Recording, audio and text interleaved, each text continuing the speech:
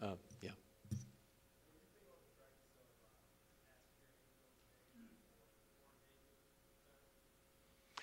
If done with reverence and faith, I think it's a good thing.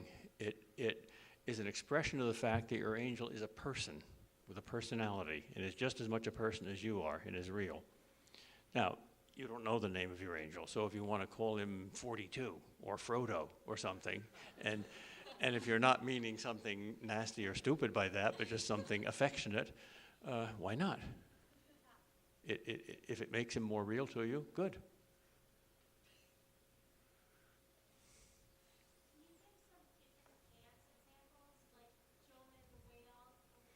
Yeah, Balaam's ass. Balaam's donkey, which is smarter than Balaam. You idiot, don't you see that angel there? He's got a sword. He's got a sharp point on it.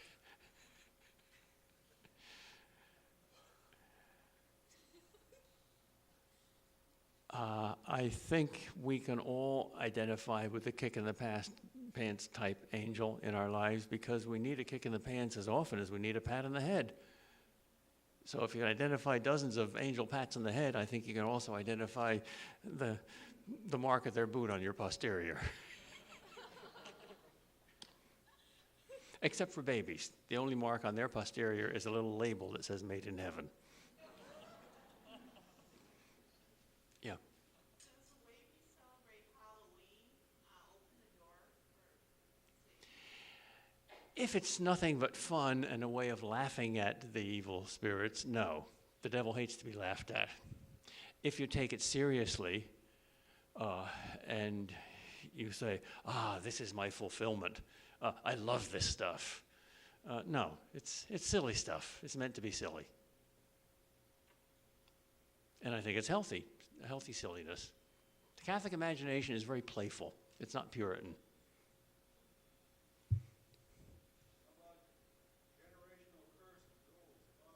Oh, boy. They can be real, especially in Russian families. I don't know why, but they can be broken.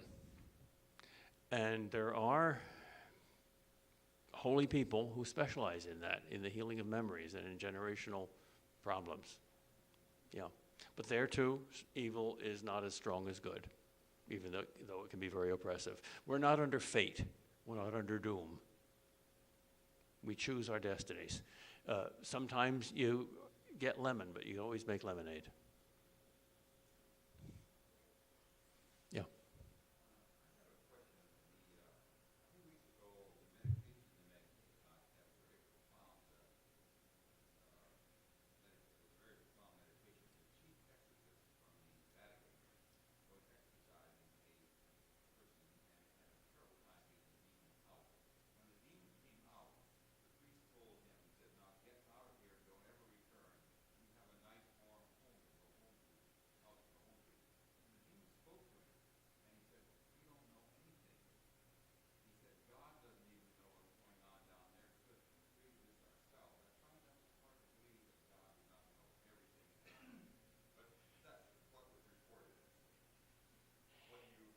Demons are like the New York Times. They lie.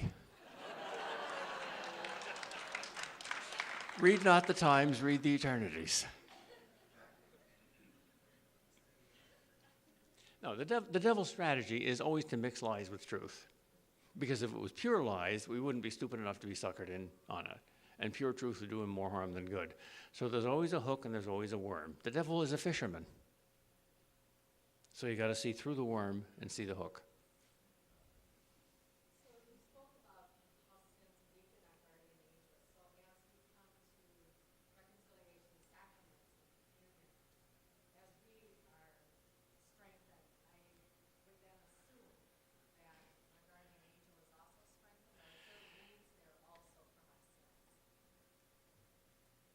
You don't literally strengthen your guardian angel any more than you strengthen God. You just open up to him.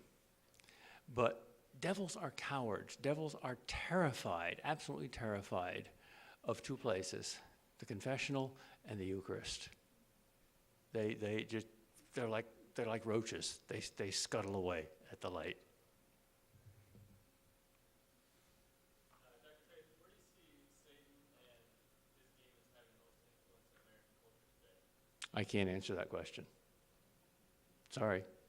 I'll give you abstract, general philosophical answers, but I'm neither an expert on demons nor that much of an expert on American culture.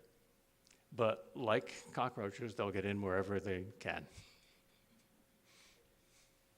When we talk about the will of angels, Professor, it sounds like angels possess free will enough to either side with God or fall, if fallen angels.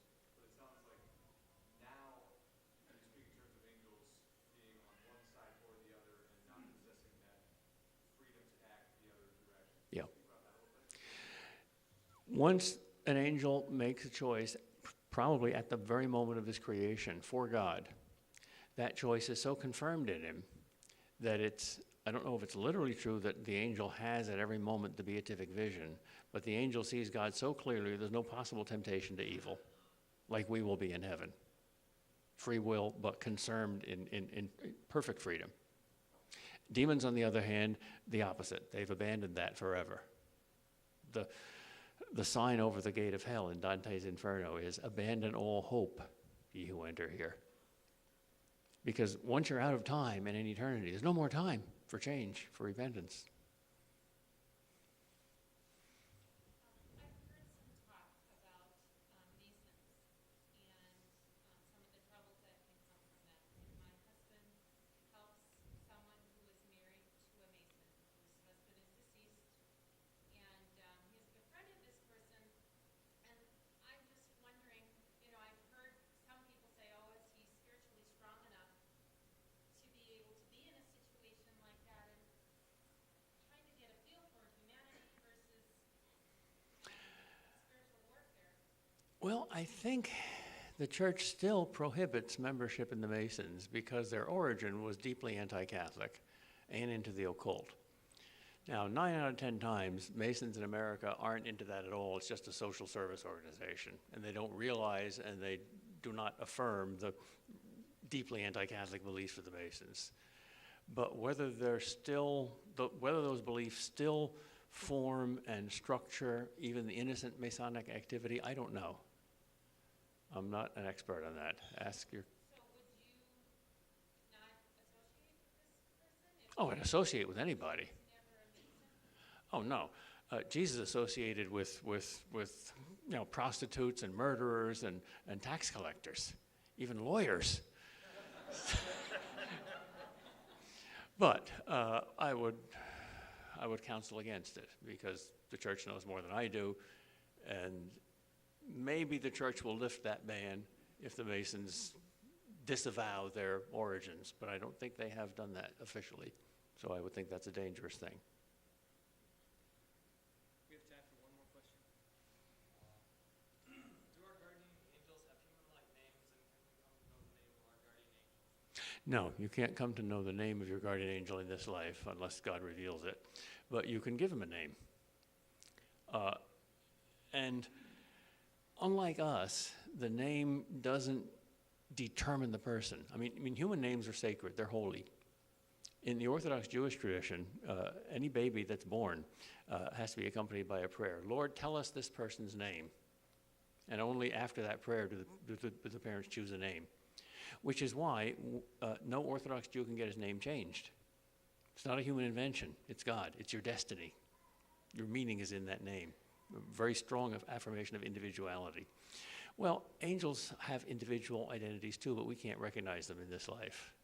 So we don't know their true names. But when in John's Gospel, Jesus changed Simon's name to Peter, that was his first public claim to divinity, because only God can change your name. God changed Abram's name to Abraham and Sarai's name to Sarah and Jacob's name to Israel, thereby changing their destiny. And we're each going to get a new name in heaven, written in that white stone, which is a secret name known only to God and you.